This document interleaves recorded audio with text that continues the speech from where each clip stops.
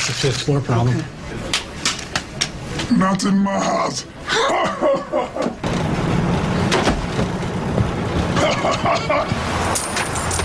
No.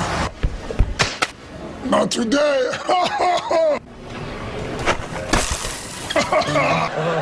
I thought this might happen, so we have some helium here. I'll give you this, and then just say certainly, all right? Or nyuk, nyuk, nyuk, whichever you prefer. You're well over 6 feet taller than me. I'm not going to quibble and quabble. Here we go. You have to suck it all in. You understand? If anything ever happens to the guy that does the voice of Cookie Monster, I can sleep at night knowing we have Dikembe Mutombo as a backup. Would you say C is for cookie? C for cookie.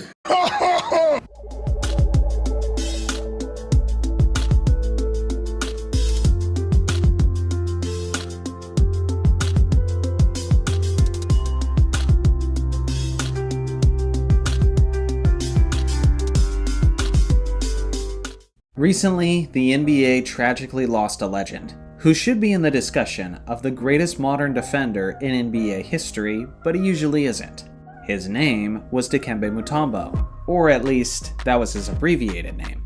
He was a 7'2" center who played 18 seasons in the NBA, and he spent that time with the Nuggets, Hawks, 76ers, Nets, Knicks, and the Houston Rockets.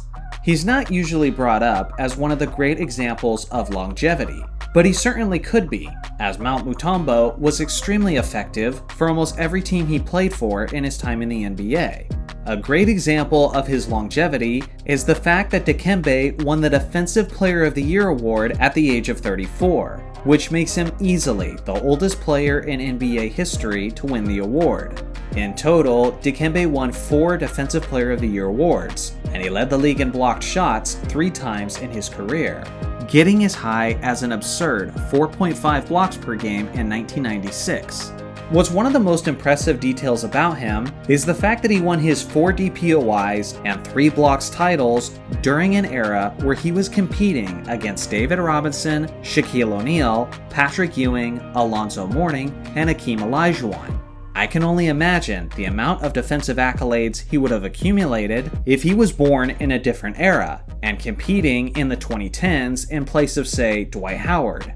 He did more than just that though, as Mutombo also led the league in rebounds per game twice in his career, getting as high as 14.1 in the 99-2000 season.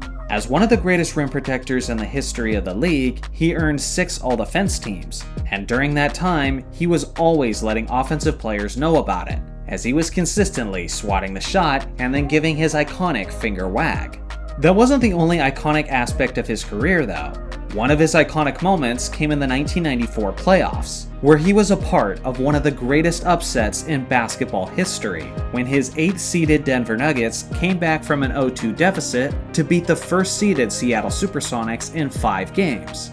In that series, Mutombo was utterly insane, as he averaged an astonishing 6.2 blocks per game. What people often don't realize, and very rarely mention, is that he was also ridiculous in that next series, and his Nuggets nearly achieved history again, as they came back from an 0-3 deficit to the Utah Jazz, and forced a deciding 7th game.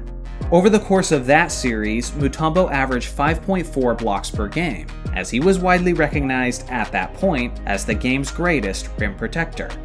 The thing is, Dikembe Mutombo was so much more than just a great basketball player, but he was a wonderful ambassador for the league, and a well-known humanitarian. He created the Dikembe Mutombo Foundation in order to improve the quality of life and living conditions for people in the Democratic Republic of the Congo. Beyond that, Mutombo was also a major influence for the Special Olympics, as he was a member of the Special Olympics International Board of Directors, and he was one of their global ambassadors. Recently, the Atlanta Hawks released a statement on the passing of Mutombo. "We are deeply saddened by the news of Dikembe Mutombo's passing. Dikembe was a proud and honorable man who lived up to the definition of a word that became synonymous with his name, humanitarian.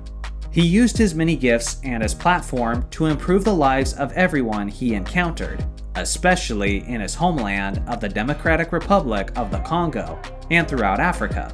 His passion for the game, its growth, and the joy he brought to defense, including his undeniable presence and iconic finger wag, made him a star on the court and with the fans around the globe.